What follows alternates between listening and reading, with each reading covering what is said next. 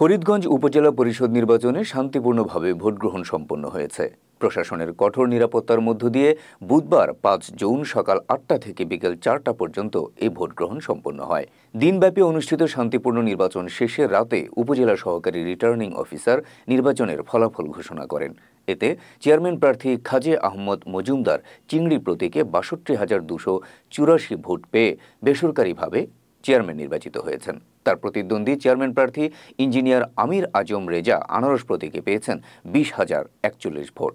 Vice chairman পদে মোহাম্মদ আকবর হোসেন মনির তালা প্রতীকে ৫৪,৬৪০ ভোট পেয়ে বেসরকারিভাবে নির্বাচিত হন। তার প্রতিদ্বন্দ্বী প্রার্থী আবু সুফিয়ান চশমা প্রতীকে পেয়েছেন ১৮,০৮৬ ভোট।